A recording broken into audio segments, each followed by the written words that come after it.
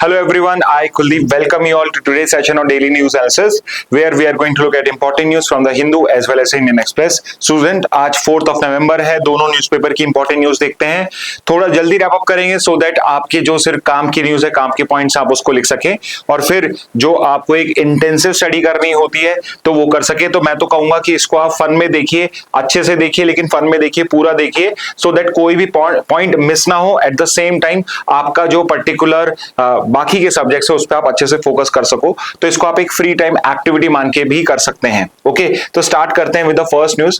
तो पहला जो पर्टिकुलर न्यूज हम ले रहे हैं वो दोनों हिंदू इंडियन एक्सप्रेस में कवर हुआ था, विच इज बेसिकली कि सुप्रीम कोर्ट के अंदर में एक केस चल रहा है with regard to the recently occurring your digital arrest scams. अब देखिए, यहाँ पे मैं आपको एक चीज रियलाइज करना चाहूंगा कि ये जितने भी आपके लीगल टॉपिक्स होते हैं जो सुप्रीम कोर्ट हाई कोर्ट के केसेस से डील करते हैं, ये सारे के सारे केसेस आपके GK as well as legal reasoning दोनों के लिए इंपॉर्टेंट होते हैं।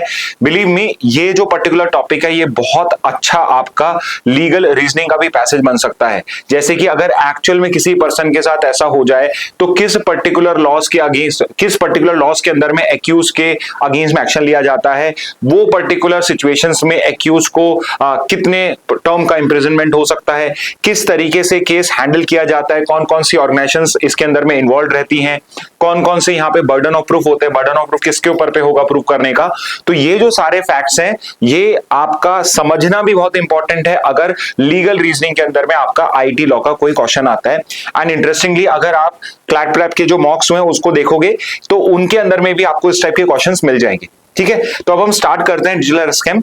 तो सुप्रीम कोर्ट ने एक केस में ऑब्जर्व करा है कि करीब करीब 3000 करोड़ रुपीस का अब तक फ्रॉड हो चुका है इस डिजिटल अरेस्ट स्कैम्स के अंदर में। तो अगर आपने इस चीज के बारे में जरूर से पढ़ा तो होगा ही, तो उसमें मॉडस ऑपरेंडी क्या यूज किया जाता है कि बेसिकली किसी भी एक गलीबल पर्सन को या एक ओल्ड पर्सन को जिसको इतना नॉलेज नहीं है विद रिगार्ड टू ये स्कैम्स कैसे होते हैं, तो उनको एक वीडियो कॉल आता है जिसमें सामने एक पर्सन होता है जो ड्रेस्ड अप होता है एक पर्टिकुलर पुलिस ऑफिसर या जज की तरह, और पूरा सेटअप इस तरीके से होता है कि ये एक्चुअल में कॉल वहां से आ रहा है और फिर वहां पे वो इनको बोलते हैं कि आपने ये पर्टिकुलर स्कैम किया है या आपका ये पर्टिकुलर नाम आए आपके अगेंस्ट में, यहाँ पे ये एफआईआर आपकी रजिस्टर करी गई है और उस वजह से आपको डिजिटली अरेस्ट करा जा रहा है और अब आप किसी को भी इस बारे में नहीं बताएंगे। अगर आप बताएंगे तो आपको प्रॉपरली पुलिस आएगी और आपको अरेस्ट करके ले जाएगी। और इस पर्टिकुलर सिचुएशन के थ्रू एक पैनिक क्रिएट करा जाता है उस पर्सन के मन में, और वो क्या करता है कि जो भी वो पर्टिकुलर स्कैम कर रहा है, जो भी वो उसकी डिमांड्स होती है उसको एक्सेप्ट कर लेते हैं और उस वजह से लोगों को कई करोड़ों का यहाँ पे पर्टिकुलर नुकसान हो जाता है। तो यहाँ पे एक एस्टिमेट जो सुप्रीम कोर्ट के पास में है वो कह रहा है कि अराउंड 3000 करोड़ रुपीस का इस तरीके से डिजिटल अरेस्ट स्कैम हो चुका है। एंड बिकॉज यहाँ पे वल्नरेबल पॉपुलेशन को टारगेट किया जा रहा है तो Supreme Court is of the view कि हम यहाँ पे बहुत ही स्ट्रिक्ट लॉ को अप्लाई करेंगे, स्ट्रिक्ट एक्शन लेंगे। And it has also asked the state to be very very strict with regard to such cases. और इस पर्टिकुलर कंटेक्स्ट में हम इस चीज को पढ़ रहे हैं। अब देखिए, यहां पे जब हम न्यूज देखते हैं तो न्यूज के अंदर में सिर्फ समझने की चीज होती है, बट इसके अलावा इससे जीके का क्वेश्चन यहां नहीं बनता है। जीके का क्वेश्चन कहां बनता है? इसके बैकग्राउंड से, इसके कंटेक्स्ट से। तो इसका कंटेक्स्ट या बैकग्राउंड क्या है कि देखिए, एक तो आपको पता होना चाहिए कौन कौन सी वो ऑर्गेनाइजेशंस है, कौन कौन से वो इंस्टीट्यूशनल सेटअप है या आर्किटेक्चर है जिसके अंदर में हम इस तरह से एक्शंस लेते हैं। और इसके अलावा इंडिया के अंदर में जब हम साइबर क्राइम्स की बात करते हैं तो उसका करंट स्टैटिस्टिक्स क्या है। ठीक है, तो अभी आपकी जो क्राइम इन इंडिया रिपोर्ट है जिसको एनसीआरबी पब्लिश करता है वो अभी आपकी पिछले महीने ही उसको रिलीज करा गया है और उसके अंदर में हमारे पास में डेटा है कि अगर हम साइबर क्राइम्स इंडिया में देखते हैं तो इसका नंबर जो है वो बहुत जल्दी से बहुत अच्छी रेट के ऊपर पे इंक्रीज हो रहा है। जैसे कि 22 से 23 में, तो अभी जो 25 में डेटा है वो 23 का आया है, तो 23 के अंदर में 86,420 केसेस रजिस्टर करे गए हैं जो पिछले साल से करीब करीब 31% ज्यादा है। पिछले साल 22 के अंदर में 65,000 केसेस थे, 23 में नंबर ऑफ केसेस इंक्रीज हो चुके हैं 86,000 केसेस के ऊपर पे।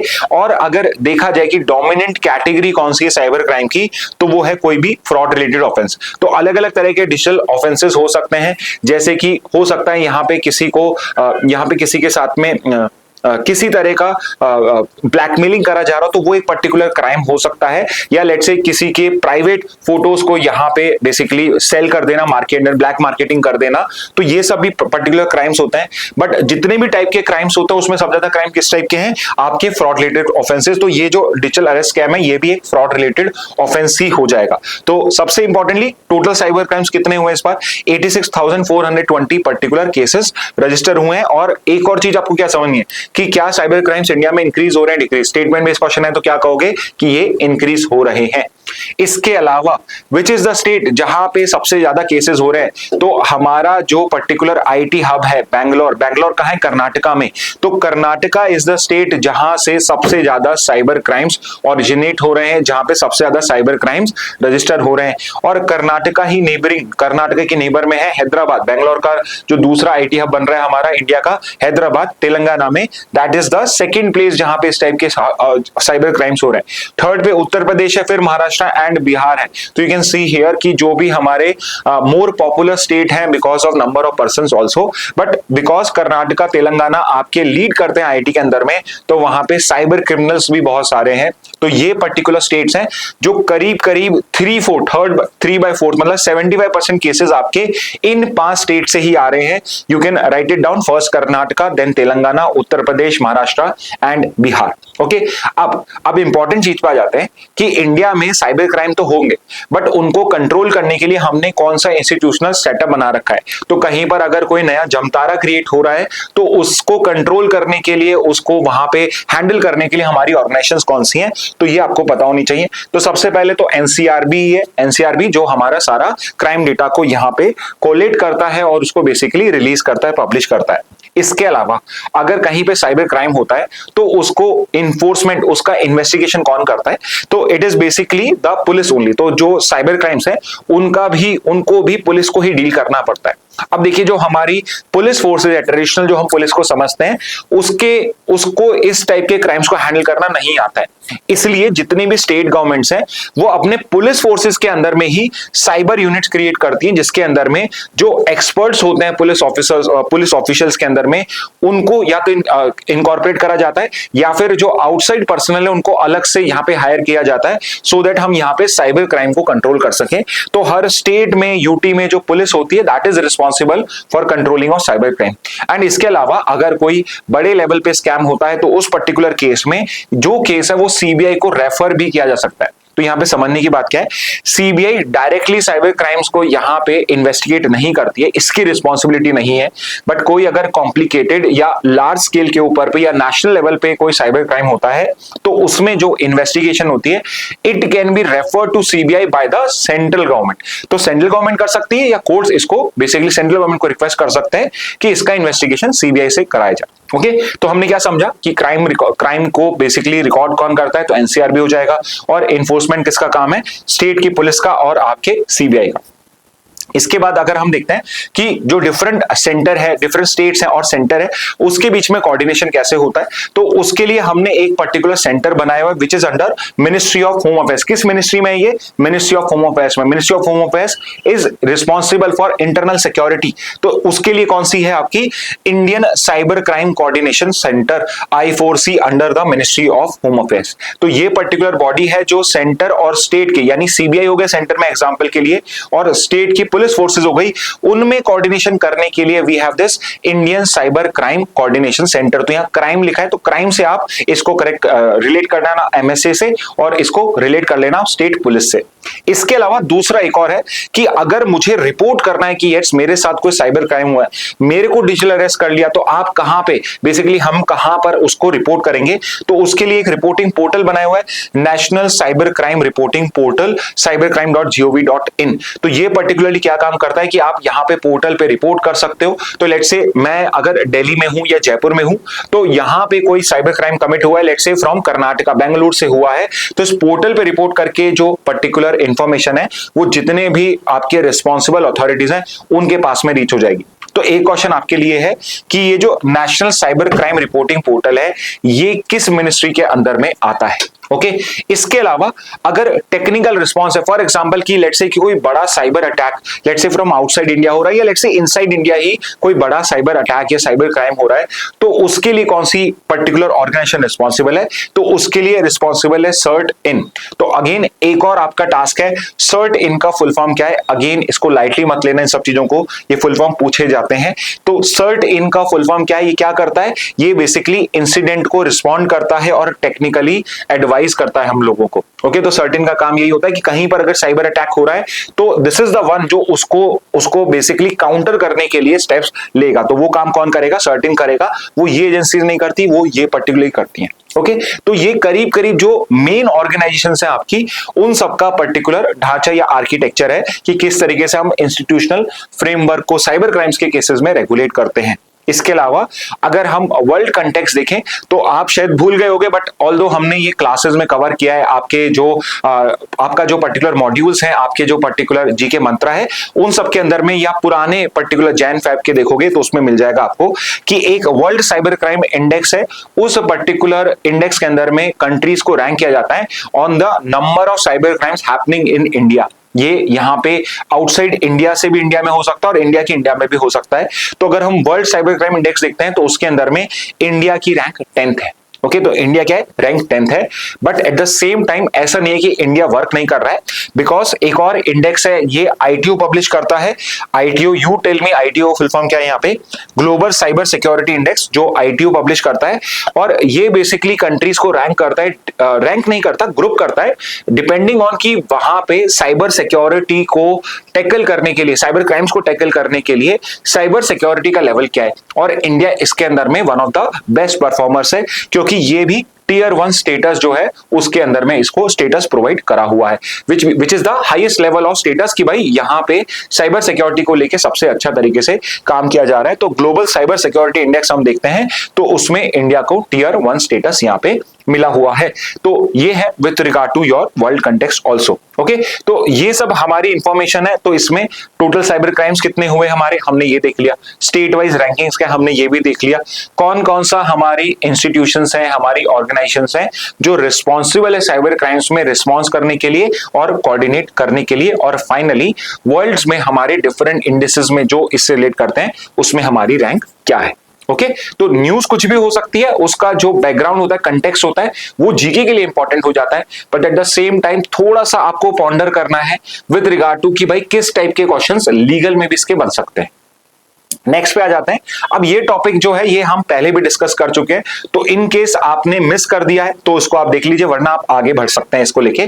तो एसआईआर है आपका स्पेशल इंटेंसिव आपका रिवीजन जो ऑफ इलेक्टोरल रूल्स, जो अब आपका election commission of India conduct कराने वाला है 12 स्टेट्स और यूटीज के अंदर में। अभी हमने इसको 2 महीने से हम इसको पढ़ रहे थे, बिकॉज एसआईआर कंडक्ट कराया गया है बिहार के अंदर में just 2 months before the elections in Bihar. इस वजह से इसमें जो अपोजिशन पार्टीज हैं वो ये एलिगेशंस लगा रही थी कि कहीं ना कहीं रूलिंग पार्टी को हेल्प करने के लिए यहां पे ईसीआई जो है इस टाइप की exercise just before elections conduct करा रहा है।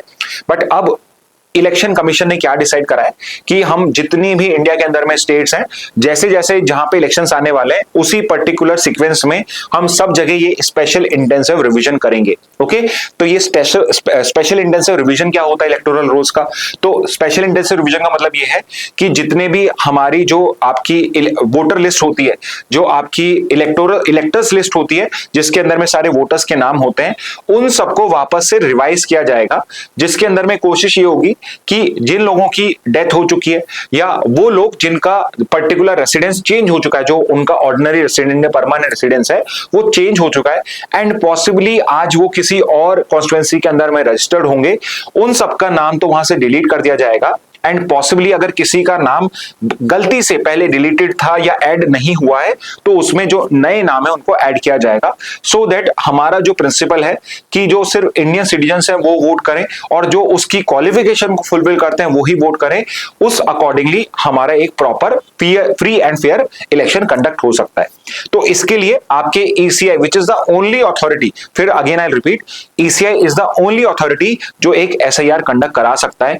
ना सेंट्रल गवर्नमेंट गवर्नमेंट कंडक्ट करा सकती है, ना स्टेट गवर्नमेंट करा सकती है, ना कोर्ट इसको कंडक्ट करा सकते हैं। It has to be done by only by the ECI. तो यहां पे नवंबर 4 से 12 स्टेट्स और यूटीज के अंदर में हम एसआईआर को कंडक्ट कराने वाले हैं, जिसमें जो पहला फेज होगा उसमें होगा house to house enumeration, which simply means कि घर घर जाके जो इलेक्शन कमीशन के ऑफिशियल्स होंगे वो घर घर जाके लोगों को इन्यूमरेट कराएंगे इसके अंदर में। ठीक है, तो अब एक बार हम समझ लेते हैं कि ईसीआई को ये पावर कहां से मिलती है। अगेन आर्टिकल्स जो होते हैं, जो ज्यादा न्यूज में आते हैं वो आपको करने होते हैं, जो न्यूज में कम है उनको नहीं करना है।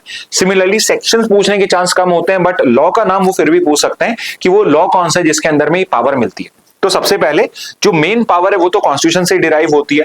अब इलेक्शन कमीशन ऑफ इंडिया जो है ये कॉन्स्टिट्यूशनल बॉडी है अंडर आर्टिकल 324, और वहां पे ये स्पेसिफिकली लिखा हुआ है कि इलेक्टोरल रोल्स को क्रिएट करने का, उसमें एडिशन करने का, उसमें डिलीशन करने का, उनको रिवाइज करने का जो पूरा का पूरा राइट है प्रिपेयर करने का, वो किसको मिला हुआ है? वो सिर्फ इलेक्शन कमीशन ऑफ इंडिया को मिला हुआ है। ठीक है, तो कॉन्स्टिट्यूशन जो है ये मेन पावर देता है, बट उसको किस तरीके से इंप्लीमेंट किया जाएगा, क्या उसका एक्सटेंट होगा, वो बेसिकली आपका पार्लियामेंट का लॉ जो होता है वो डिसाइड करता है। तो हमारा आरपीए है 1950 का, रिप्रेजेंटेशन ऑफ पीपल एक्ट 1950, उसका सेक्शन 15, 21 121 क्लॉज 2, ये बेसिकली तीनों आर्टिकल्स हैं जो डील करते हैं आपके रिवीजन ऑफ इलेक्टोरल रोल से। ओके, जैसे 1950 के सेक्शन 15 के अंदर में तो ये प्रोवाइडेड है कि election commission to direct the preparation and revision of electoral rolls for each constituency. तो यहां पे इलेक्शन कमीशन को बोला हुआ है कि हर कॉन्स्टिट्यूएंसी के लिए आप प्रिपेयर करोगे और रिवाइज करोगे। फिर सेक्शन 21 और 22 क्या कहते हैं, जैसे 21 क्लॉज 2 क्या कहता है कि ये कमीशन जो है ये एनुअल रिवीजन भी कर सकता है, और चाहे तो एक स्पेशल रिवीजन भी कर सकता है जब भी इसको लगे कि इसकी जरूरत है। तो ऐसा नहीं है कि आपको एनुअली ही रिवीजन करना है, आप जो इलेक्शन कमीशन ऑफ इंडिया है उसको जब भी फील होता है कि मुझे एक इंटेंसिव रिवीजन की रिक्वायरमेंट है तो वो इस तरीके से अंडर सेक्शन 21 इसको कंडक्ट कर सकता है। ओके, और यहां पर भी सेम वही चीज गिवन है। इसके बाद आपके इलेक्शन कमीशन ऑफ इंडिया ने रूल्स बनाए हुए हैं, रूल्स 25 से 28 है, रजिस्ट्रेशन ऑफ इलेक्टोरल रूल्स 60 के। अब ये जो रूल्स हैं ये ईसीआई ने बनाए हैं, और इसके अंदर में क्या प्रोसीजर है वो गिवन है। ठीक है, तो प्रोसीजर कहां पे?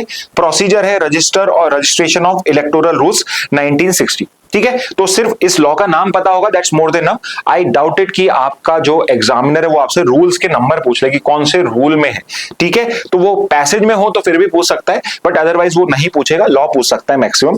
तो रजिस्टर ऑफ इलेक्टोरल रोल्स जो है 60 में, वो प्रोसीजर लेट डाउन करते हैं आपके इलेक्शन के उसके अंदर में। हाउएवर सबसे इंपॉर्टेंट चीज ये है कि जो हाउस टू हाउस इन्यूमरेशन हो गया या जितने भी आपके पर्टिकुलर कॉन्स्टिट्यूएंसीज हो गई, उसमें वो कौन सा पर्सनल है, कौन सा वो पर्सन है, बॉडी है जो इस एसआईआर को एक्चुअल में कंडक्ट कराएगा आपके ग्राउंड के ऊपर पे, तो वो पर्टिकुलर पर्सन होगा बीएलओ या फिर बूथ लेवल ऑफिसर्स, जो house to house enumeration conduct कराएगा और वेरीफाई करेगा। इसके पास में पावर होगी to inquire into missing enumeration forms, probable causes and record findings. तो बेसिकली इस पर्टिकुलर एसआईआर के लिए ग्राउंड पे कौन रिस्पॉन्सिबल है, जो सबसे इंपॉर्टेंट पर्सन है जो एक्चुअल में से कंडक्ट करेगा, वो है कौन? बूथ लेवल ऑफिसर्स और बीएलओ। तो ये चीज अलग से आप कहीं पे लिख लेना जहां पे भी आपने एसआईआर के नोट्स बनाए हैं। आई एम श्योर एटलीस्ट जो अच्छे स्टूडेंट्स हैं उन सब ने इस पर्टिकुलर टॉपिक का नोट्स बना रखा होगा, तो वहां पे ये एक पर्टिकुलर पॉइंट है, इसको भी आप ऐड कर सकते हो। ठीक है, इसके बाद सुप्रीम कोर्ट का एक जजमेंट मैं आपको कोट कर रहा हूं, जिसके अंदर में सुप्रीम कोर्ट ने ईसीआई की पावर को क्लैरिफाई करा है। अगेन जजमेंट का नाम नहीं पूछा जाता है, सिर्फ प्रिंसिपल पढ़ने के लिए हमारे पास में Supreme Court had held that preparation and revision of electoral rolls are under the exclusive jurisdiction of the election commission of India. Courts generally can not interfere once the election process has begun. तो ये भी एक important point है, जिस दिन भी आपका election schedule release होता है उसके बाद में जो टोटल पावर है इलेक्शंस को कंडक्ट कराने की, including doing any kind of intensive revision, ये सिर्फ और सिर्फ इलेक्शन कमीशन ऑफ इंडिया के पास में है। और इन जनरल कोर्ट जो है वो इस पर्टिकुलर प्रोसेस में इंटरफेयर नहीं कर सकते हैं। तो ये एक इंपॉर्टेंट आपका सुप्रीम कोर्ट का ही जजमेंट है, जिसके अंदर में हमें इस चीज को क्लैरिफाई करा गया है। ओके, तो ये पर्टिकुलर जजमेंट तो नहीं, इस आइडिया को अपने पास में रख लेना कि सिंपली की इलेक्टोरल रोल जो है उसको एक्सक्लूसिवली रिवाइज करने का जो राइट है वो सिर्फ और सिर्फ आपके इलेक्शन कमीशन ऑफ इंडिया के पास में है। नेक्स्ट पे आते हैं, Trump justified decision to restart nuke test says Pakistan China doing. अब देखिए, डोनाल्ड ट्रम्प जो कहता है वो किसी काम का नहीं होता है, क्योंकि वो आज कुछ कहेगा कभी कुछ कहेगा, और उस वजह से क्या होता है, हमें बहुत सारी चीजें पढ़नी पड़ जाती हैं। बट फिर भी जिस कंटेक्स्ट में ये बात कह रहा है वो पर्टिकुलर कंटेक्स्ट हमारे लिए इंपॉर्टेंट है, बिकॉज अब इसने ये बात कर ही दी है। और इन एनी केस ये जो पर्टिकुलर आपका ईयर है ये डिफेंस का ही ईयर बनता जा रहा है। पहले ऑपरेशन सिंदूर हुआ, उसके बाद सर क्रीक डिस्प्यूट हुआ, रशिया यूक्रेन वॉर पहले से चल रहा था, इजराइल हमास वॉर जो है वो एकदम अपने पीक पे था, तो वो पर्टिकुलर टॉपिक भी चल रहा है। आज की न्यूज में भी हम जो अभी आपका ट्रम्प का प्लान अनाउंस हुआ है उसके अंदर में पहली बार डेड बॉडीज का एक्सचेंज करा है, तो हम आज का जो न्यूज एनालिसिस उसी के साथ एंड करने वाले हैं। ओके, बट यहां पे जब यूएस ने ये अनाउंसमेंट करा कि ये भी प्लान कर रहे हैं, इन्होंने ये नहीं कहा कि हम कर रहे हैं, उनका हम प्लान कर रहे हैं कि हम वापस से न्यूक्लियर टेस्टिंग करेंगे। अब ये न्यूज इसलिए बड़ी है बिकॉज यूएस ने जो लास्ट न्यूक्लियर टेस्ट करा था, अपना खुद का टेस्टिंग करा था, वो किया था इन द ईयर 1992। तो 30 years ago they conducted, more than 30 years ago they conducted their last nuclear test, और अब वो 30 years later वापस से न्यूक्लियर टेस्टिंग कर रहे हैं। तो इस वजह से जो न्यूक्लियर वेपन्स की ट्रीटीज हैं, जिसके अंदर में ये ट्रीटी में, जिनके अंदर में आपका टेस्ट करना बैन है, वो पर्टिकुलर ट्रीटीज हमारे लिए इंपॉर्टेंट हो जाती हैं। ओके, तो ये तो डोनाल्ड ट्रम्प का स्टेटमेंट है। हमारे काम की चीज क्या है भाई, इंटरनेशनल फ्रेमवर्क क्या है, ट्रीटीज कौन सी हैं जो बेसिकली न्यूक्लियर टेस्ट को बैन करती हैं। तो सबसे इंपॉर्टेंट ट्रीटी जो हम बहुत बार पढ़ चुके हैं, that is the NPT. I have asked you the year, तो ईयर आप मुझे बता दीजिए एनपीटी का कमेंट बॉक्स के अंदर में, कि treaty on the non proliferation of nuclear weapons ये कब साइन हुई थी। And we have studied it so many times, so I am sure you are also aware which are the countries which are not signatories of NPT. Okay, तो non signatories of NPTs कौन सी हैं, ये भी आप मुझे comment box में बता दीजिए। तो इसका पर्टिकुलर ऑब्जेक्टिव क्या है, to prevent the spread of nuclear weapons and promote disarmament. 5 nuclear weapon state को तो 68 इस ट्रीटी के आने से पहले तक जिन जिनने न्यूक्लियर वेपन बना लिए थे उनको तो न्यूक्लियर वेपन स्टेट बोला गया, बोला इसके बाद और कोई कंट्री इस एनपीटी के अंदर में कोई भी न्यूक्लियर वेपन प्रोड्यूस नहीं कर सकता है। एंड एक चीज मैं आपको क्लियर कर देता हूं, इंडिया ने साफ मना कर दिया इसको साइन करने से, स्टेटिंग कि ये हमारे वर्ल्ड को, कंट्रीज को 2 ग्रुप्स में डिवाइड करता है, nuclear haves and nuclear have nots. और यहां पे जो ये पावर डायनामिक्स है इसको डिस्टर्ब करता है, बिकॉज अगर यहां पे इस कंट्री के ग्रुप में किसी भी कंट्री से और इन कंट्रीज में कल आगे जाके कभी कोई डिस्प्यूट होता है, ये वॉर होता है, तो ये कंट्री हेल्पलेस होंगी, बिकॉज यहां पे they have the nuclear weapons and they do not have anything to counter nuclear weapons. तो इस पर्टिकुलर बेसिस पे India did not sign it, but there are other countries also जिन्होंने इसको sign नहीं करा है। ओके, तो नेक्स्ट पे आ जाते हैं। अब एक और इंपॉर्टेंट ट्रीटी है कि जब यहां पे हमने न्यूक्लियर टेस्ट सबने करने स्टार्ट करे, तो उससे एक चीज ये रियलाइज हुई थी कि जितनी बार भी आप न्यूक्लियर टेस्ट करते हो, हमारा जो एटमॉस्फेयर है, अगर आप अंडर वाटर करते हो, हमारे जो ओशंस है, सीज हैं, अंडरग्राउंड करते हो, तो हमारा जो सॉइल है, अर्थ है, इन सब में न्यूक्लियर पॉल्यूशन होता है, which is not at all good for our environment and even for our survival also. इसलिए 1963 में, इवन बिफोर एनपीटी, तो चलो एक हिंट तो आपको मिल गया कि जो एनपीटी है वो 63 के बाद की है। उससे पहले हमने एक ट्रीटी साइन करी थी which was partial test ban treaty. तो यहां पे ह्यूमैनिटी के लिए हमने क्या डिसाइड करा कि भाई पार्शियल टेस्ट बैन तो हम अभी लगा रहे हैं, विच इज बेसिकली हम एटमॉस्फेयर में, आउटर स्पेस में और अंडर वाटर इस चीज को नहीं करेंगे। ऑल्दो इस ट्रीटी के आने के बाद भी फ्रांस ने इस टाइप के एक्सप्लोजन कंडक्ट किए थे, बिकॉज उसने तब तक इसको साइन नहीं किया था, बट फाइनली जब उसने साइन करा तो it also stopped doing any kind of these particular explosion. Okay, लेकिन ये क्या अलाउ कर रहा है, अंडरग्राउंड टेस्टिंग को अलाउ कर रहा था। ठीक है, और US, UK and USR were the original signatories, so these were the countries which were more powerful and which were the states which had a nuclear weapon. तो इन्होंने सबसे पहले इन्होंने साइन किया था, बट अंडरग्राउंड टेस्टिंग्स ये कर पाते थे। और India is also signatory of PTBT. तो ये एक इंपॉर्टेंट पॉइंट हो जाएगा, बिकॉज इंडिया ने एनपीटी साइन नहीं करी है, इंडिया ने सीटीबीटी साइन नहीं करी है, बट इंडिया ने पीटीबीटी जो है वो साइन कंडक्ट करा था, और India is also signatory to PTBT. और इसलिए हमने जो 2 पर्टिकुलर आपके न्यूक्लियर टेस्ट करे थे, कमेंट बॉक्स में मुझे बताइए कि फर्स्ट न्यूक्लियर टेस्ट का कोड नेम क्या था, सेकेंड पर्टिकुलर ऑपरेशन का क्या कोड नेम था, पोखरण फर्स्ट और पोखरण सेकंड के अंदर, चलो ये तो मैं बता देता हूं। वो पर्टिकुलर टेस्ट कब कंडक्ट किए गए थे, किस ईयर में कंडक्ट किए गए थे, मतलब कहां पे उनके ऑपरेशन क्या थे। पोखरण तो मैं बता चुका हूं। और who was the prime minister during Pokhran first and Pokhran second, और दोनों अंडरग्राउंड टेस्ट थे आपके। ओके, तो India is also signatory to PTBT. इसके बाद नेक्स्ट जो ट्रीटी आती है उसका नाम है CTBT, comprehensive nuclear test ban treaty. 1996 की ये पर्टिकुलर ट्रीटी है। Again this is the treaty जो देखिए हमारे न्यूक्लियर टेस्ट के एक न्यूक्लियर टेस्ट के बाद में हुई थी। तो इस पर्टिकुलर ट्रीटी को भी इंडिया ने साइन नहीं किया था। तो it bans all nuclear explosion including underground test. तो इसने क्या करा, अंडरग्राउंड टेस्ट को भी यहां पे बैन कर दिया। बट ये पर्टिकुलर ट्रीटी एक्चुअल में फोर्स भी ही नहीं आई, बिकॉज जितने भी आपकी स्टेट्स हैं जो न्यूक्लियर पावर्ड हैं, all the P5s and also North Korea, Iran, Israel, Egypt, India, Pakistan, these have not sign this particular treaty. तो जिनके पास में न्यूक्लियर वेपन्स है उन्होंने इसको साइन ही नहीं करा है। तो इसलिए जो comprehensive nuclear test ban treaty है, this is not even in force, because इन्होंने रेटिफाई नहीं करा है। यूएस ने साइन करा था बट रेटिफाई नहीं करा। तो साइन करा बट रेटिफाई नहीं करा, इसलिए यूएस भी बाउंड नहीं है, और इंडिया और पाकिस्तान ने भी इसको साइन नहीं करा है। ओके, नेक्स्ट पे आ जाते हैं। Next is a very important treaty, कम बात करी जाती है इसके बारे में, which is treaty on the prohibition of nuclear weapons. तो 2017 में एक ये पर्टिकुलर एक नई ट्रीटी साइन करी गई, और इंटरेस्टिंगली इस ट्रीटी के अंदर में जितने भी न्यूक्लियर पावर स्टेट्स हैं, ना तो वो नेगोशिएशंस के पार्टिसिपेंट्स थे, और जब फाइनल ट्रीटी भी फाइनलाइज हो गई तो ना किसी ने भी उसको साइन किया है, ना उसको यहाँ पे रेटिफाई किया। साइन ही नहीं किया तो रेटिफिकेशन की बात ही नहीं आती है। तो ये 2017 में साइन हुई थी। जितनी भी नॉन न्यूक्लियर स्टेट्स हैं, दोज आर द वन जिन्होंने इसको बेसिकली साइन किया। It was an initiative started by Australia which is a non nuclear state. It was the first country जिसने इस टाइप की ट्रीटी की बात करी कि हमें न्यूक्लियर वेपन्स को टोटली ही प्रोहिबिट कर देना चाहिए। तो ये ट्रीटी को 2017 में हमने साइन किया था, साइन किया था, और 21 में ये फोर्स में आई। जितनी भी न्यूक्लियर आर्म कंट्रीज हैं, none of them have basically signed it. तो किसी ने भी इसको साइन नहीं किया है। Now what exactly is India's position on nuclear testing. तो ये जो आपको पॉइंटर्स दिख रहे हैं, ये पॉइंटर्स आपके काम के हैं अगर स्टेटमेंट बेस्ड क्वेश्चन आता है। तो वॉलंटरी मॉरेटोरियम हमने न्यूक्लियर टेस्टिंग में कर रखा है सिंस द 98 पोखरण इशू। चलिए, आपको ये 98 वाला भी यहाँ पे आंसर मिल चुका है, बट आई एम श्योर जो स्मार्ट स्टूडेंट्स हैं उन्होंने फटाफट से आंसर पहले ही कमेंट बॉक्स में लिख दोगे। तो कुडोस टू यू अगर आपने आंसर्स पहले ही लिख लिए हैं। ओके, इंडिया क्यों नहीं साइन कर रहा है? बिकॉज ये हमारे नेशनल सिक्योरिटी और डिस्क्रिमिनेटरी इन नेचर है, जो मैंने आपको जस्ट पहले बताया।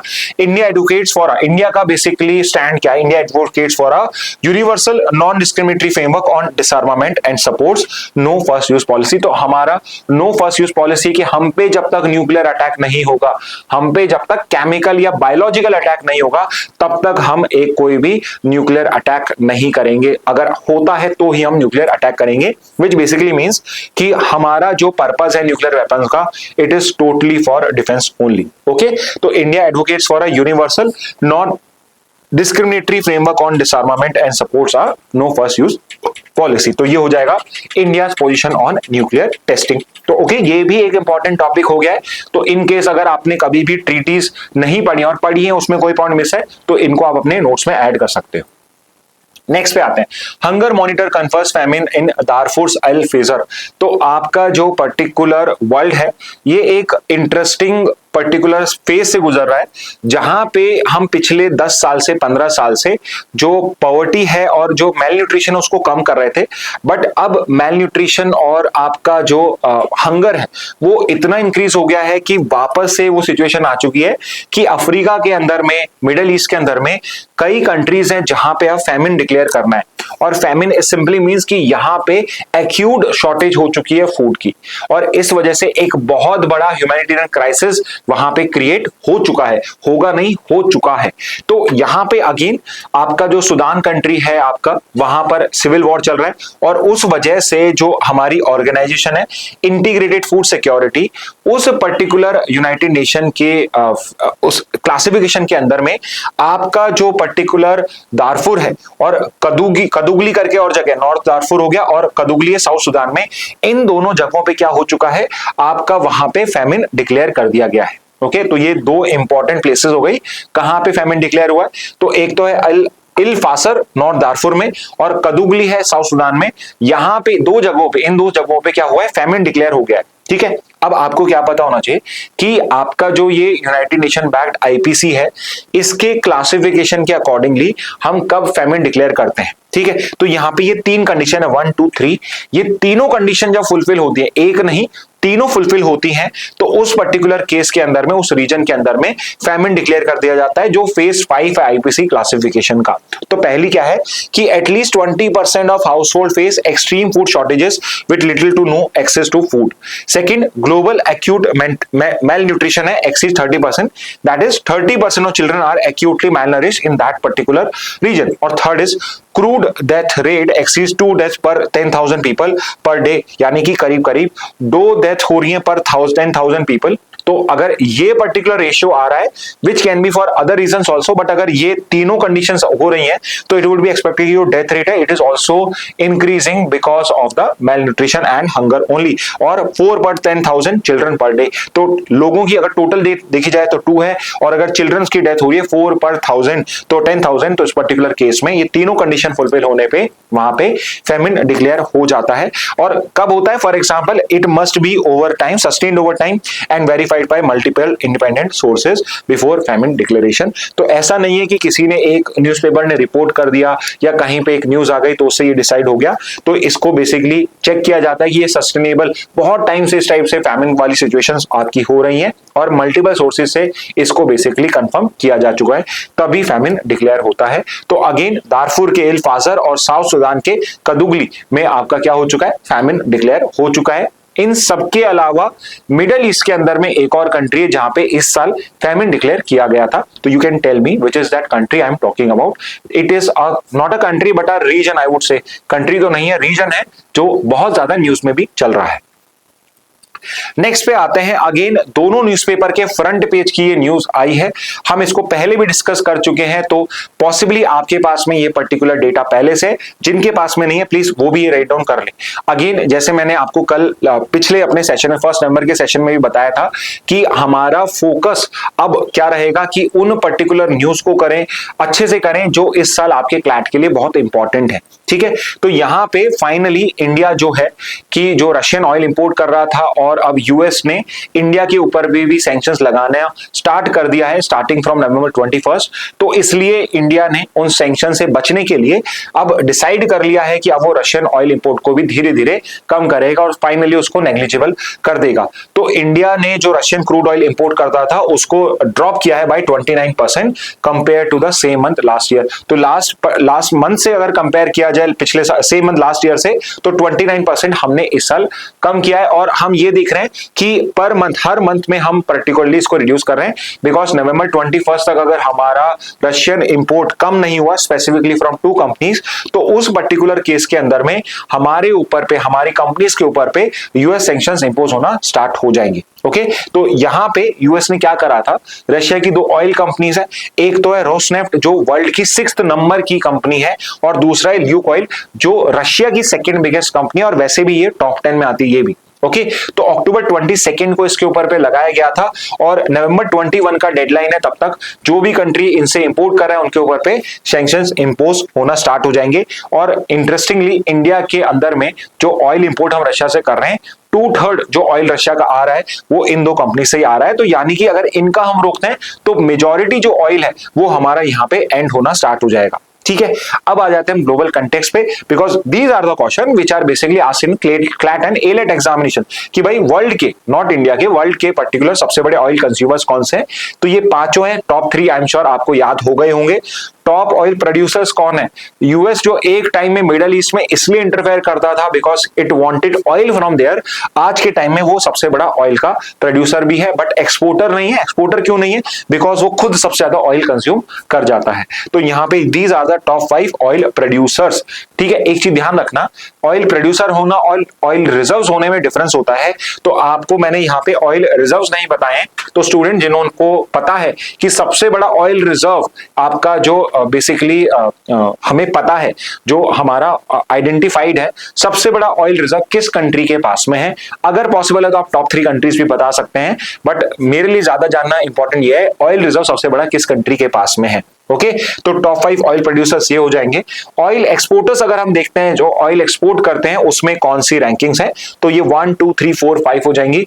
रशिया पॉसिबली इस ऑयल एक्सपोर्ट्स में वेरी सून नेक्स्ट ईयर के लिए, इस साल तो नहीं, नेक्स्ट ईयर में शायद वो रशिया और नीचे आ जाएगा, बिकॉज इंडिया जो बहुत सारा ऑयल इंपोर्ट कर रहा था, possibly it would not be one of the importers of Russian oil now. इसके अलावा वर्ल्ड की ऑयल कंपनीज कौन सी लार्जेस्ट, तो जो एक्सपोर्टिंग कंपनीज होंगी वही सबसे बड़ी कंपनीज हो जाएंगी। तो सऊदी अरामको है सऊदी अरेबिया की, वर्ल्ड का लार्जेस्ट ये ऑयल प्रोड्यूसिंग कंपनी भी है और एक्सपोर्टर कंपनी भी है। बट एक और क्वेश्चन मैं आपसे पूछना चाहूंगा, ये जो सऊदी अरामको है ये तो क्रूड ऑयल करता है, वर्ल्ड की लार्जेस्ट रिफाइनरी कौन सी है जहां पे इस क्रूड ऑयल को रिफाइन किया जाता है और फिर लोकली यूज किया जाता है या एक्सपोर्ट किया जाता है, तो वो कौन सी है? तो सऊदी अरामको सऊदी अरेबिया की, it is world's largest oil producer and exporter. Then you have Exxon Mobil, then we have Shell UK और नीदरलैंड्स की, बीपी यूके की, शेवरॉन यूएसए की, एंड 6 पे आ जाती है रोसनेफ्ट। ठीक है, तो 5 6 याद नहीं, रोसनेफ्ट तो पता होनी चाहिए, बट ये 1 2 3 तो आप जरूर से कर सकते हैं। तो ये आपकी हो जाएंगी largest oil companies also. Okay तो ये पर्टिकुलर डेटा है, कई बार मैं शेयर कर चुका हूं। अगेन फॉर दोस्त जो समहाउ मिस आउट कर गए होंगे वो फिर से इसको नोट डाउन कर सकते हैं। नेक्स्ट पे आ जाते हैं, need for shift in focus from food security to nutritional security. तो यहां पे प्राइम मिनिस्टर मोदी ने क्या बोला है कि इंडिया के अंदर में अब टाइम आ चुका है कि हम फूड सिक्योरिटी से न्यूट्रिशन सिक्योरिटी की तरफ मूव करें। And one of the reason why PM is saying so, because हम कहीं ना कहीं फूड सिक्योर तो हो चुके हैं, हमारे पास इनफ फूड ग्रेन्स होते हैं, बेसिकली लोगों को यहाँ पे फ्री फूड ग्रेन्स तक प्रोवाइड करने के लिए अभी हमारा जो प्रधानमंत्री गरीब कल्याण अन्न योजना चल रहा है उसके अंदर में हर फैमिली को आप जो फूड सिक्योरिटी होता है वो प्रोवाइड करते हो। और ये चीज हम आज से नहीं करते आ रहे हैं, 70s 80s से करते हुए आ रहे हैं। और यहाँ पे बिकॉज ऑफ फूड सिक्योरिटी हो गई है, बट मेल न्यूट्रिशन एक बड़ा पर्टिकुलर हमारे इशू है। तो उस चीज को टैकल करने के लिए अब हमें फूड सिक्योरिटी के बारे में ना सोचते हुए न्यूट्रिशनल सिक्योरिटी पे सोचना चाहिए, विच मीन्स कि जो न्यूट्रिशनल डेफिशिएंसीज होती है वाइटामिन की, मिनरल्स की, आपके कैल्शियम की, इन सबको बेसिकली अब टैकल करने के लिए हम उसके लिए पर्टिकुलर स्टेप्स लें। ओके तो ये तो इनका पर्टिकुलर कंटेक्स्ट है, बट ये पर्टिकुलर न्यूज इसलिए इंपॉर्टेंट है कि ये स्टेटमेंट इन्होंने दिया कहां पे, तो ये पर्टिकुलर स्टेटमेंट इन्होंने दिया है जो अभी इंडिया का पहला, इंडिया की फर्स्ट, ये पहला पर्टिकुलर हो रहा है emerging science technology and innovation conclave. तो ये पहला ही एडिशन है इस पर्टिकुलर कॉन्क्लेव का, emerging science technology and innovation, जिसको आपका कंडक्ट किया गया है इन न्यू दिल्ली। तो न्यू दिल्ली के अंदर में ही होस्ट किया गया है। And why it is important, because this is the new conclave जो रिप्लेस कर रहा है हमारी एक इंडिपेंडेंस से टाइम से पहले की भी कॉन्फ्रेंस को, जिसका नाम है ISC, Indian science Congress. Okay तो जो इंडियन साइंस कांग्रेस थी वो 1914 में हमने स्टार्ट करी थी। ओके तो ब्रिटिशर्स के टाइम की ये पर्टिकुलर एक साइंस कांग्रेस है जिसके अंदर में हम साइंटिफिक रिसर्च को पॉपुलराइज करना चाहते हैं। तो इस पर्पस के लिए हमने, जैसे ब्रिटिश के अंदर में भी एक ब्रिटिश साइंस कांग्रेस होती थी, हमने भी यहाँ पे एक इंडियन साइंस कांग्रेस 1914 में स्टार्ट करी to popularise scientific research. But recently क्या हो रहा था, जो ये ISC थी ये इतनी कम, मतलब इतनी क्या कम पॉपुलर होनी स्टार्ट हो गई थी। One of the reason was कि भाई बहुत सारी सूडो साइंस के जो पर्टिकुलर ऑथर्स थे वो भी इसमें पार्टिसिपेट कर रहे थे, तो इस वजह से इसका जो रेप्यूटेशन था वो कम हो रहा था। तो इसलिए 2023 के बाद से ISC नहीं कंडक्ट हुई थी, यानी लास्ट ईयर 24 के अंदर में इसको कंडक्ट नहीं किया गया, 25 में इसको स्क्रैप कर दिया गया है। और अब क्या हुआ है, अब नई ये ESTIC, emerging science technology and innovation conclave जो है अब हम उसको इनिशिएट करेंगे। ओके तो ये नया इवेंट आ गया है, which is replacing what, it is replacing your Indian science Congress which was started in 1940। Okay तो ये मोर और लेस एक वन लाइनर है, तो इसको भी आप अच्छे से कर सकते हैं। नेक्स्ट पे आ जाते हैं, great Nicobar project map ready for D notification of tribal reserve. तो देखिए जो ग्रेट निकोबार प्रोजेक्ट है, आपके Andaman Nicobar group of islands में एक बड़ा आइलैंड है Nicobar island, great Nicobar island. वहां पे क्या हो रहा है, बिकॉज वो ट्राइबल शेड्यूल ट्राइब से पॉपुलेटेड है, और शेड्यूल ट्राइब नहीं, हमारी ग्रुपिंग होती है PVTG, उससे भी पर्टिकुलर जो और भी ज्यादा वल्नरेबल ट्राइबल ग्रुप्स हैं वो उस पर्टिकुलर आइलैंड को वहां पे पॉपुलेट करते हैं। वहां पे गवर्नमेंट ने डिसाइड करा है कि कि वो उसको एक trade and transit hub, sea hub बनाने वाले हैं, सो दैट जो भी आपकी पर्टिकुलर वहां से शिपिंग होती है वो पर्टिकुलर शिपिंग जो है वो उस ट्रांजिट हब को यूज कर सके। और इंडिया भी just like Singapore and your Sri Lanka, हम्बनतोता Colombia, उसकी तरह भी एक बड़ा ट्रांजिट हब बन सके। तो उसके लिए हमने एक 92,000 करोड़ का मेगा इंफ्रास्ट्रक्चर प्रोजेक्ट लॉन्च किया है। तो उसके अंदर में क्या है कि जो पर्टिकुलर ट्राइबल रिजर्व बनाया हुआ था उसका डी नोटिफिकेशन स्टार्ट हो चुका है। तो ये डी नोटिफिकेशन क्यों किया जा रहा है, कैसे किया जाता है, ये सब भी हम समझेंगे। ओके, तो आपको समझना क्या है कि जहां पर भी आपका ट्राइबल एरिया होता है वहां पे हमारे लॉस के अंदर में उनको स्पेशल राइट्स मिलते हैं, ट्राइबल राइट्स मिलते हैं। और उसके अंदर में रिक्वायरमेंट ये होती है कि अगर मैं उस पर्टिकुलर लैंड को डी नोटिफाई करना चाहता हूं, यहां पे जैसे मैंने डी नोटिफाई कर दिया, अब ये ट्राइबल रिजर्व नहीं रहेगा, उसके लिए रिक्वायरमेंट है अंडर लॉ कि जो उन ट्राइबल्स की एक पर्टिकुलर ग्राम सभा बनी हुई, एक समिति बनी हुई है, उससे आपको परमिशन लेना है।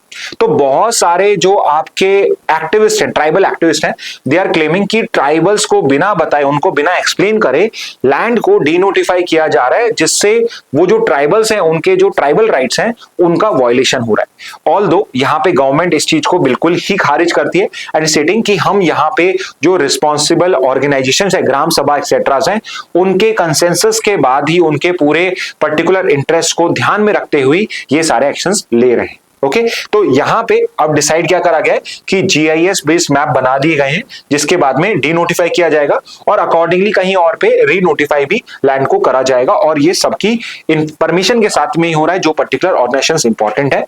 डेवलपमेंट अथॉरिटी कौन सी है जो इस ग्रेट निकोबार प्रोजेक्ट को हैंडल कर रही है? तो एनिडको करके है, Andaman and Nicobar island integrated development corporation. ANIIDCO करके ये एक ऑर्गेनाइजेशन है जो ग्रेट निकोबार आइलैंड प्रोजेक्ट को यहाँ पे हैंडल करेगा। Like I told you कि this particular Nicobar island is famous for a particular tribe। तो एक ट्राइब तो है निकोबारीज ट्राइब जो वहीं की ट्राइब है, और एक है जो है शोम्पेन ट्राइब जिसको पीवीटीजी भी डिक्लेयर करा हुआ है। तो यू टेल मी इंडिया के अंदर में गवर्नमेंट ने कितने पीवीटीजीज को नोटिफाई करा हुआ है? पीवीटीजी का फुल फॉर्म होता है पर्टिकुलरली वनरेबल ट्राइबल ग्रुप्स। तो कितने इंडिया में नोटिफाइड है? और शोम्पेन ट्राइब जो उनमें से एक ट्राइब है, it is the main tribe जो सबसे ज्यादा यहाँ पे आपका जिनका मूवमेंट होगा, जिनको यहाँ पे से रिहैबिलिटेट करने की जरूरत पड़ेगी। Okay, again I told you कि डी नोटिफाई करना है तो उसके लिए ट्राइबल ग्रुप्स की परमिशन लेनी पड़ती है, which requires forest rights act का पूरा कंप्लायंस। तो फॉरेस्ट राइट एक्ट में जो कंप्लायंस करना है वो पूरा आप करोगे तभी आप इस चीज को कर सकते हो। तो ये है news regarding great Nicobar island project. Okay, next news देखते हैं। आपकी नेक्स्ट न्यूज है आपकी फ्रॉम इंडियन एक्सप्रेस। तो इंडियन एक्सप्रेस में क्या होता है कि एक इसमें मेरे को एक चीज अच्छी लगती है कि इसमें कुछ ऐसी न्यूज भी कवर करते हैं जो हिंदू में जिनके आने के चांसेस बहुत कम होते हैं। तो एक फायदा इंडियन एक्सप्रेस को पढ़ने का ये हो जाता है कि कुछ ऐसी न्यूज जो अदरवाइज आपको शायद कवर ना करी जाए वो भी कवर हो जाती है। और जैसे कि ये न्यूज है, अब ये न्यूज भी ऐसी न्यूज है जो जीके के लिए भी इंपॉर्टेंट है और आई वुड से कि लीगल के लिए बहुत इंटरेस्टिंग टॉपिक बनाता है। तो यहाँ पे ये न्यूज का कंटेक्स्ट अगर मैं बताऊं तो आपकी कर्नाटका स्टेट जो है उसने एक लॉ पास किया और उस लॉ के अंदर में क्या करा कि भाई जो टिकट सेल्स होती हैं, चाहे वो आप सिंगल स्क्रीन में मूवी देखने जा रहे हो या मल्टीप्लेक्स में जा रहे हो, तो उसको कैप कर दिया 200 रुपीज के ऊपर पे कि भाई 200 से ऊपर की प्राइस नहीं कर सकते हो। एट द सेम टाइम जो पर्टिकुलर आपकी टिकट सेल्स है उनको आपको ऑडिट करके रखना है। अब इस पर्टिकुलर डिसीजन को क्या करा गया, कर्नाटका हाई कोर्ट में चैलेंज किया गया। तो कर्नाटका हाई कोर्ट ने क्या करा, जो 200 का कैप है इसको तो स्टे लगा दिया कि आप इस तरीके से प्राइस कंट्रोल नहीं कर सकते हो बिकॉज ये कोई एसेंशियल सर्विस नहीं है। बट यहां पे eight the same time multiplexes को ऑर्डर करा गया कि जो भी उनकी टिकट सेल्स होती है वो फिजिकली करें या डिजिटली करें, उसका एक इनको ऑडिट करा के रखना पड़ेगा। और ये चीज इसलिए कराया गया सो दैट ये चीज क्लियर हो सके कि क्या एक्चुअल में जो मल्टीप्लेक्सेस क्लेम कर रहे हैं कि इनका बिजनेस मॉडल सर्वाइव नहीं कर सकता है अगर इस तरह से कैप हो, इस चीज को क्लैरिटी मिल सके और फ्यूचर में अगर गवर्नमेंट डिसीजन लेती है तो उस पर प्रॉपरली कोई डिसीजन लिया जा सके।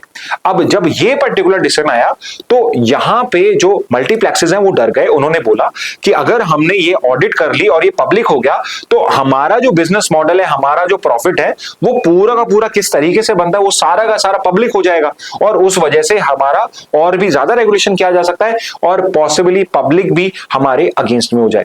इसलिए उन्होंने सुप्रीम कोर्ट में चैलेंज करा। तो सुप्रीम कोर्ट ने क्या करा, सुप्रीम कोर्ट ने करंटली जो कर्नाटका का हाई कोर्ट ऑर्डर है उसको अपहोल्ड करा रिगार्डिंग कि यस अभी उस पे स्टे है और बाद में हम जजमेंट देंगे, और जो पर्टिकुलर डिसीजन था ऑफ कर्नाटका हाई कोर्ट की आपको ऑडिटिंग करनी है, इस पर्टिकुलर ऑर्डर को यहां पे कैंसिल कर दिया कि आपको ऑडिटिंग करने की रिक्वायरमेंट है।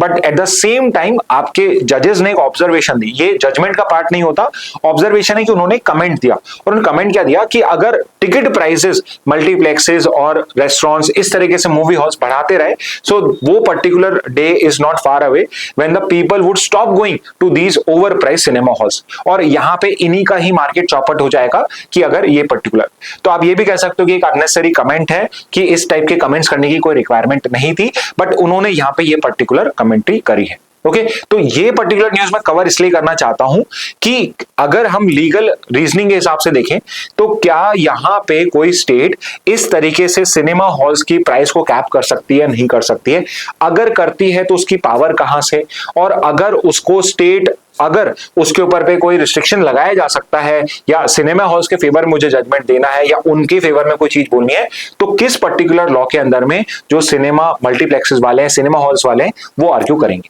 ओके, तो इस न्यूज का अगर हम कंटेक्स्ट समझेंगे तो हमें कुछ चीजें क्लियर हो जाएंगी। तो सुप्रीम कोर्ट ने क्या करा कि जो 200 का टिकट का प्राइस कैप है उसके ऊपर पे स्टे लगा दिया है करंटली, और यहां पे पर्टिकुलरली जो ऑडिट वाला कर्नाटका हाई कोर्ट का जजमेंट था उसको यहां पे अभी के लिए खत्म कर दिया है। तो स्टेट ने क्या करा था, स्टेट का एक ने एक लॉ बनाया हुआ है Karnataka cinema regulation act of 64, जिसके अंदर में आपकी जो स्टेट गवर्नमेंट है या स्टेट आपकी जो पार्लियामेंट है, स्टेट की असेंबली है, वो बेसिकली यहां पे पावर देती है गवर्नमेंट को कि अगर वो चाहे तो कंज्यूमर प्रोटेक्शन के लिए पब्लिक इंटरेस्ट के अंदर में यहां पे टिकट प्राइसेस को भी रेगुलेट कर देते हैं। बट यहां पे क्वेश्चन क्या है, क्या state can regulate prices in private businesses like multiplexes without violating article 1916? तो ये जो पर्टिकुलर लॉ है इसको भी चैलेंज करा गया हुआ है, और अब यहां पे सुप्रीम कोर्ट इस चीज को हमें आंसर देगा। 1906 क्या कहता है, तो जो 19 का आपका वैसे तो ये जी हो जाएगा, तो जो आपका आर्टिकल 1916 है, 19F है, वो ये 19F कहता है कि every person have the right to profession, trade और बिजनेस, और उसका जो पर्टिकुलर लिमिटेशन है कि स्टेट उसके ऊपर पे क्या क्या रीजनेबल रिस्ट्रिक्शन लगा सकता है, वो 19 के अंदर में दिया हुआ है। तो उसमें क्या बोला हुआ है, स्टेट में impose reasonable restriction in public interest, public interest के अंदर में स्टेट रीजनेबल रिस्ट्रिक्शन लगा सकता है। तो हमारा सिंपल सा क्वेश्चन ये है कि जो 200 रुपीज का प्राइस कैप आपने लगाया है, क्या वो रीजनेबल रिस्ट्रिक्शन में आएगा, क्या ये पर्टिकुलर आप स्टेप ले रहे हो, क्या this is for consumer protection, या फिर आप यहां पे जो फ्रीडम ऑफ ट्रेड प्रोफेशन है उस पर एक अननेसेसरी यहां पे रिस्ट्रिक्शन या लिमिटेशन लगा रहे हो। तो सुप्रीम कोर्ट ने क्या नोट करा कि excessive pricing of basic items in multiplexes limits public access to entertainment. Supreme Court ने क्या कहा कि सिर्फ टिकट प्राइसेस नहीं, जो वहां पे पॉपकॉर्न या बाकी के फूड आइटम्स मिलते हैं उनका जो पर्टिकुलर आप एक्सेसिव प्राइसिंग करते हो बेसिक आइटम्स का, ये पब्लिक एक्सेस को लिमिट करता है टू एंटरटेनमेंट। तो एंटरटेनमेंट हो सकता है कि फ्यूचर में आपकी जो पर्टिकुलर सुप्रीम कोर्ट है इसको हमारा फंडामेंटल राइट में करते। The court observe that while luxury pricing is a private choice, regulation is valid when it prevents monopolistic और एक्सप्लॉइटेटिव प्रैक्टिस। तो यहां पे ये बोला कि अगर आप कोई लग्जरी सर्विस दे रहे हो, so yes you can demand luxury pricing, but at the same time we have to make sure कि रेगुलेशन भी अलाउ हो सकते हैं अगर यही प्रैक्टिसेस आपके एक्सप्लॉइटेटिव हो जाती हैं। और ये एक्सप्लॉइटेटिव है या नहीं कैसे होगा, तो अगर ऑडिटिंग अलाउ हो जाती तो यहां पे ये क्लियर हो जाता कि ये पर सीट के ऊपर पे जब ये इसकी प्राइसिंग लेट्स से अगर 200 की जगह 500 या 1000 रुपीस करते हैं, तो उसमें ये पर सीट कितना प्रॉफिट मेंटेन कर रहे हैं, बना रहे हैं। तो यहां पे ये चीज क्लियर करने के लिए ऑडिटिंग का कहा गया था। ओके, तो यहां पे क्या बोला था कर्नाटका हाईकोर्ट ने कि आप ऑडिटेबल रिकॉर्ड्स बनाइए और रिफंड कर दीजिए एक्सेस चार्जेस का if the cap was later upheld. तो अभी 200 पे स्टे लगा दिया है, लेकिन अगर सुप्रीम कोर्ट इसको अपहेल्ड कर देता है तो जो भी आपने एक्सेस पर्टिकुलर चार्ज करा, आपने जैसे लेट्स से किसी पर्टिकुलर सीट की प्राइस रख रखी है 500, तो कैप हो गया 200 पे अपहेल्ड हो गया, तो 300 रुपए आपको वापस देने पड़ेंगे। तो ये ऑडिटिंग वाली जो चीज है ये आपको पर्टिकुलरली करना पड़ेगा। तो सुप्रीम कोर्ट ने इस ऑपरेशनल कंडीशन को रिमूव कर दिया है। ओके, तो ये तो हो गया कंटेक्स्ट। अब हम देखते हैं सुप्रीम कोर्ट ने पहले कैसे डिसाइड करा हुआ है। तो 2-3 फेमस केसेस हैं हमारे पास सुप्रीम कोर्ट के, जैसे एक है VS rice and oil mills, जिसके अंदर में बोला पब्लिक इंटरेस्ट के अंदर में स्टेट चाहे तो प्राइसेस को कंट्रोल कर सकता है। बट देखिए यहाँ पे ऑयल मिल्स के अगेंस्ट में केस था, तो ऑयल मिल जो होती है आपके वो एसेंशियल गुड्स बनाती है, ऑयल्स बनाती है। Second is Shri Meenakshi mills, तो अगेन एसेंशियल गुड्स की ही बात हो गई। Price fixation is valid if non arbitrary, अगर आप आर्बिट्री कर रहे हो तो वो इनवैलिड है, अगर आप नॉन आर्बिट्री कर रहे हो तो वो पर्टिकुलर वैलिड है।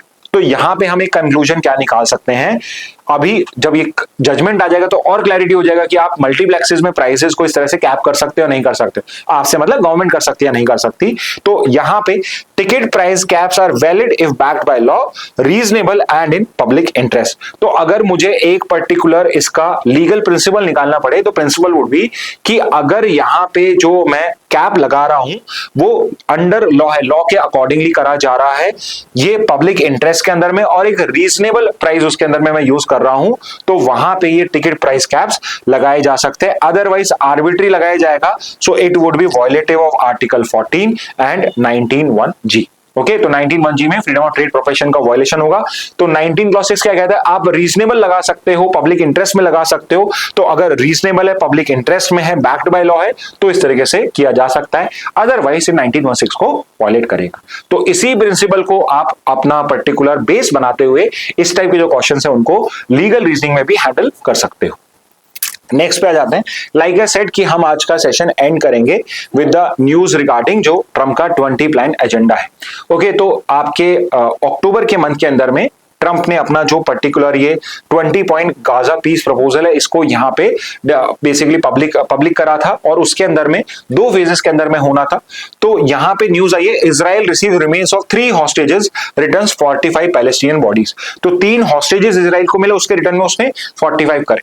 तो ये पर्टिकुलर जो इन्होंने एक्सचेंज करा है डेड बॉडीज का भी, this was part of 20 point Gaza peace proposal. तो 9 नवंबर को स्टूडेंट्स आप सबके लिए आ रही है जीके मैराथन पार्ट 2.0, तो जिसके अंदर में जो पर्टिकुलर टॉपिक्स अब आपके आने वाले एक मैराथन हो चुकी है, उसके बाद के जो टॉपिक्स है जो मैराथन 1 में आपके इनकॉर्पोरेट नहीं हो पाए थे और उसके बाद में भी जो करंट अफेयर्स हुए हैं, उन सब इंपॉर्टेंट करंट अफेयर्स को हम कंपाइल करके 9 नवंबर को संडे को 5 to 8 PM में 3 घंटे का सेशन है, उसके अंदर में पूरा कवर करेंगे। ओके, तो उस चीज के लिए आप रेडी रहना, जिसमें मैं फिर से ये ट्रम्प का 20 पॉइंट जो गाजा पीस प्रपोजल है उसको भी वापस से हैंडल करूंगा। करेंटली ये जो पर्टिकुलर आपका एक्सचेंज हुआ है, this was also part of 20 point Gaza peace proposal. उसके अंदर में डिसाइड हुआ था कि वो हॉस्टेजेस और प्रिजनर्स को एक्सचेंज करेंगे। तो 72 आवर्स के जब से इजराइल वहां से वेकेट करेगा, उसके बाद में आपको 72 आवर्स के अंदर में ये पर्टिकुलर चीज करनी थी। हमास को वहां पे सारे हॉस्टेजेस को रिलीज करना था, चाहे लाइव है या डिसीज्ड है। हर पर्टिकुलर लाइफ हॉस्टेज के लिए इजराइल 250 लाइफ सेंटेंस प्रिजनर्स और 1700 गाजन्स को यहाँ पे आपका बेसिकली वापस से फ्री कर देगा, अगर यहाँ पे लिविंग जो पर्टिकुलर हॉस्टेज है उनको छोड़ा जाता है। और हर पर्टिकुलर एक डेड बॉडी, एक हॉस्टेज की डेड बॉडी को रिटर्न करने के लिए 15 गाजन डेड बॉडीज को यहाँ पे एक्सचेंज किया जाएगा। तो उसी बेसिस पे आप देखिए 3:45 का रेशियो निकालोगे तो 1:15 ही आएगा। तो ये Trump 20 point Gaza peace proposal के अंदर में ही ये particular exchange of dead bodies किया जा रहा है। ओके, तो ये थी आज की पर्टिकुलर लास्ट न्यूज जो हमने आज कवर कर ली है। ओके, तो स्टूडेंट्स ये थे आज की न्यूज एनालिसिस।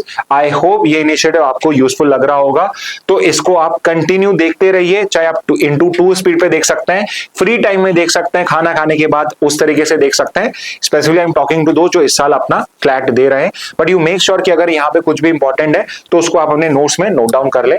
फॉर स्टूडेंट जो अगले साल का क्लैट प्लान कर रहे हैं, these are all important news for you. तो अभी से नोट्स बनाने की प्रैक्टिस करते रहे। If possible, if you are a CLAT student, तो please come to us, get your notes checked so that you understand what is important, what is not important। क्योंकि अगर आप अभी से करोगे, नेक्स्ट ईयर क्लैट वालों को बोल रहा हूं मैं, अगर आप अभी से करोगे तो जब आपका रियल टाइम आएगा नोट्स बनाने का, उनको बेसिकली रिवाइज करने का, तो you would be already prepared और आपके बैकलॉग्स क्रिएट नहीं होंगे। और अगर आपको मेरी बात समझ नहीं आ रही है तो इस साल जो क्लैट दे रहे हैं उनसे आप बात करिए, तो यू वुड अंडरस्टैंड कि ये बैकलॉग और ये नोट्स बनाना क्यों इंपॉर्टेंट होता है। ठीक है, तो इस मैसेज के साथ आज का सेशन एंड करते हैं। Thank you and have a very nice day.